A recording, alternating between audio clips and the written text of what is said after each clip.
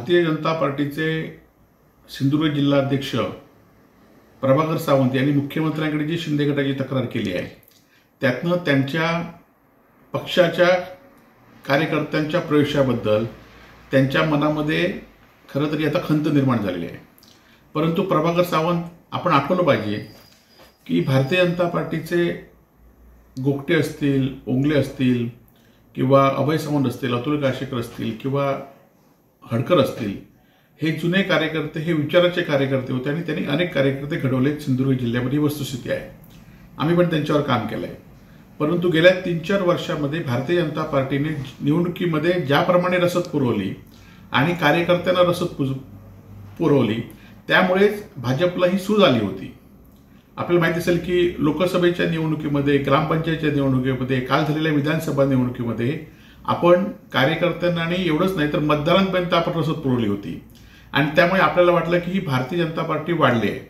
परंतु एखाद्याला रसद देणारे कार्यकर्ते आज दुसऱ्या पक्षात जात आहेत किंवा आपण सांगताय की हे कार्यकर्ते आमिष दिल्यामुळे जात आहेत। म्हणजे तुमचे कार्यकर्ते आमिषाला कंटाळून या ठिकाणी, आमिषाला भुलून या ठिकाणी जातात। म्हणजे ते तुमचे कार्यकर्ते नव्हते, तर तुमच्या रसदीमुळे ते तुमच्यामध्ये आले होते आणि ती तुम्हाला सूज झाली होती, हे आपल्याला लवकर समजलं। खरं तर या सिंधुदुर्ग जिल्ह्यामध्ये भारतीय जनता पार्टी ही रवींद्र चव्हाणांनी गेल्या 3-4 वर्षांमध्ये कशा पद्धतीने वाढवली आहे आणि ती कशा पद्धतीने एका वर्षामध्ये कोलमडली आहे हे सगळं सिंधुदुर्गवासीय बघताय। कारण ज्या भारतीय जनता पार्टीचे खासदार आहेत, ज्या भारतीय जनता पार्टीचे पालकमंत्री या जिल्ह्याचे आहेत, राज्याचे मुख्यमंत्री आहेत, या जिल्ह्याचे सुपुत्र प्रदेशाध्यक्ष आहेत, देशाचे पंतप्रधान भारतीय जनता पार्टीचे, त्या भारतीय जनता पार्टीच्या जिल्हाध्यक्षाला जी हे हतबलता दिसते की माझे कार्यकर्ते पैशाच्या आमिषाने कुठतायत आणि ही हतबलताच खरं तर हे सगळं सांगून जात आहे। आणि या जिल्ह्यामध्ये खरं तर विचाराचे कार्यकर्ते, मग ते कुठल्याही पक्षात असले तरी विचाराचे कार्यकर्ते होते। परंतु तुम्ही जी आमिष देऊन कार्यकर्ते तयार केलेत ते आज दुसरे, तुमच्यापेक्षा जास्त आमिष मिळाल्यानंतर ते दुसऱ्या पक्षात जात आहेत आणि त्यामुळे या जिल्ह्यात जे आपण घडवलं, ते जे आपण पेरलं तेच आज उगवलेलं असं म्हटलं तर वावगं ठरू नये।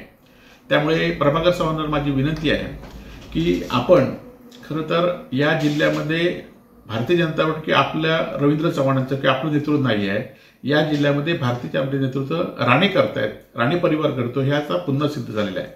आणि त्यामुळे राणे ज्या पक्षात जातील त्या पक्षात हे कार्यकर्ते जातील, हे भारतीय जनता पार्टीचे कार्यकर्ते नाही आहेत। आणि ज्या कार्यकर्त्यांना आमिष देतील ते कार्यकर्ते वेगळ्या पक्षात जातील। उद्या सत्ता बदलली की हे भारतीय जनता पार्टीमध्ये तुमच्यासारखे 2-4च कार्यकर्ते शिल्लक राहतील आणि त्यामुळे अजूनही वेळ गेली नाही। तुम्ही ह्या रसद पुरवण्याचं बंद करा, मतदारांची, जनतेची कामं करा आणि त्यांना विचार द्या आणि ते विचार अंमलात आणण्याचा प्रयत्न या ठिकाणी करा।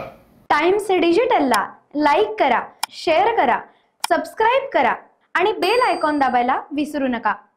Times digital.